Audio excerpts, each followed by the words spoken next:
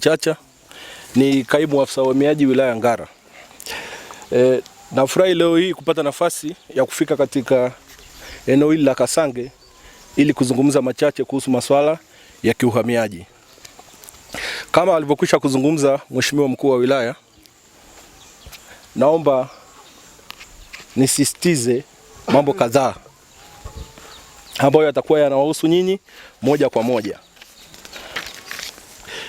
Dunia ya sasa, ndugu zangu wa Kasange, haipo kama mnavyoiona nyinyi. Hapa mlipo mmekaa mmestarehe, lakini huko kwingine wenzetu wanapoishi kuna matishio chungu nzima ya kiusalama ambayo yanawakabili. Na sisi kama serikali ya Jamhuri ya Muungano wa Tanzania tunaridhika of course na hali ambayo iko hapa, lakini ni jukumu letu kuchukua hatua ili kuhakikisha hii hali ya usalama iliyopo inaendelea kutamalaki, si ndio? Matishio ya usalama yanayoikumba dunia kwa sasa, namba moja ni ugaidi, namba mbili biashara ya madawa ya kulevya, namba tatu usafirishaji wa binadamu, na swala la nne ni uhamiaji haramu. Naelewana? Serikali yoyote ile inakuwepo na mambo ya msingi na muhimu ambayo inayapa kipaumbele. Sawa? Inayapa kipaumbele kwa ajili ya kuhakikisha ustawi wa nchi, maendeleo ya watu, ya kijamii, kisiasa pamoja na kiuchumi. Mambo hayo ni kama ifuatavyo. Namba mbili ni umoja na mshikamano. Namba tatu ni maendeleo ya kiuchumi. Namba nne ni ustawi wa jamii. Namba tano ulinzi wa rasilimali. Tunaelewana? Nimeanzia namba mbili mpaka namba tano. Namba moja nimeacha. Sio kwamba sijui kuhesabu, lakini swala namba moja katika kuzingatia mambo yote haya ni usalama wa taifa. Tunaelewana? Usalama wa taifa ambalo ndio msingi wa haya mambo mengine yote.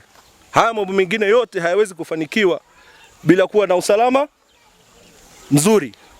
Tunaelewana? Punde nimetoka kuwatajia matishio ya kiusalama.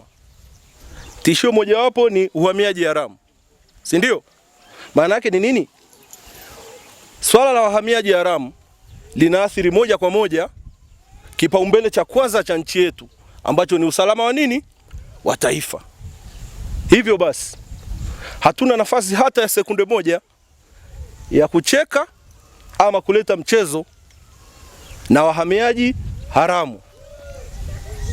Wahamiaji haramu ni kina nani? Sheria ya uhamiaji namba 7 ya mwaka 1995 inazungumza hivi: wahamiaji haramu ni watu raia wa kigeni ambao wanaingia, wanaishi pamoja na kufanya shughuli mbalimbali ndani ya mipaka ya Jamhuri ya Muungano wa Tanzania bila kuwa na vibali halali wala hati za safari ambazo ni halali zenye visa kutoka nchi wanazotoka.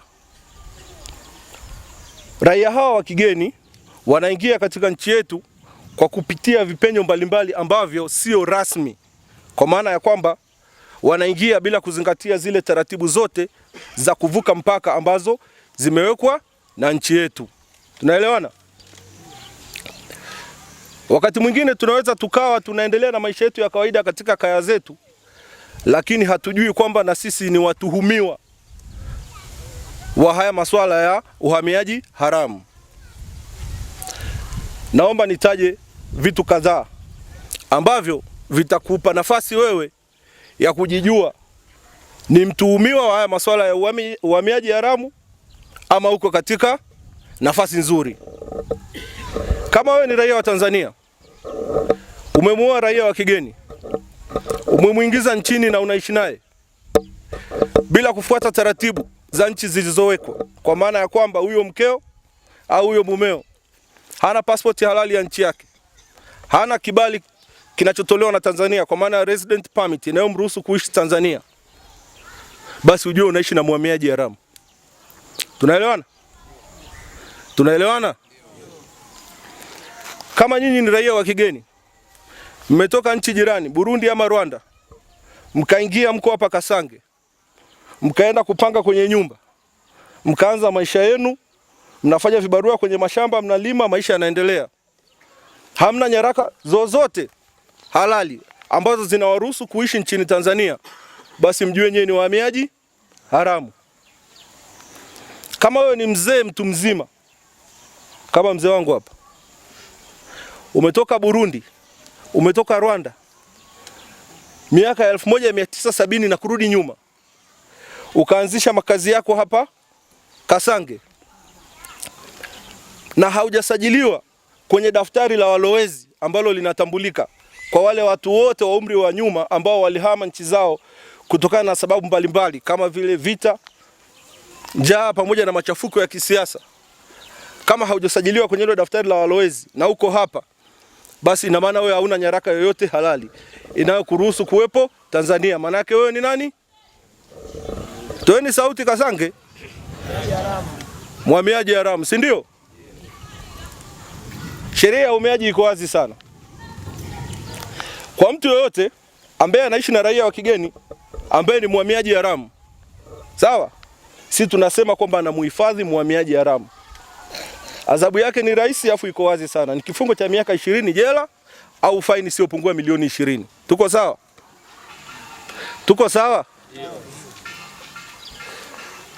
Wala muitiki.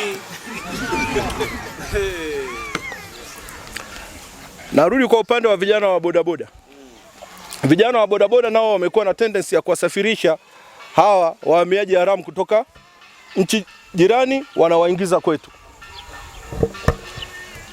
Kijana wa bodaboda ukikamatwa unamsafirisha mhamiaji haramu, faini yake inafanana na hiyo ya kuhifadhi, ambayo utafungwa miaka 20 jela au fedha shilingi milioni 20 za Tanzania. Nawaomba na kuwasihi, lakini hapo na kuwataka, msafara wa mheshimiwa mkuu wa wilaya unapoanza kuondoka kurudi Ngara, tunaelewana Kasange? Wote tutauona wakati unaondoka. Gari ya mwisho ikiwa inakunja kona pale, kama wewe unajijua ni mhamiaji haramu, na wewe unafunga mizigo yako hapa. Tunaelewana? Unaanza safari ya kurudi wapi? Kwenu. Kama unapapenda sana Tanzania, basi uanze kufanya utaratibu wa kuingia na kuishi kwa kufuata sheria ukiwa wapi? Huko. Utaenda kwenu, utatafuta pasipoti, utafika kwenye mipaka yetu halali, utahudumiwa, utaomba vibali vya ukazi, utaishi kwa kufuata utaratibu. Kama mke wako hana hizo nyaraka, ataondoka, atachukua pasipoti, ataingia kwenye mpaka halali, atafika ofisini, atapewa hati ya mfuasi ya kuonyesha kwamba yeye ameolewa na raia wapi? Tanzania. Tunaelewana? Kasange wewe.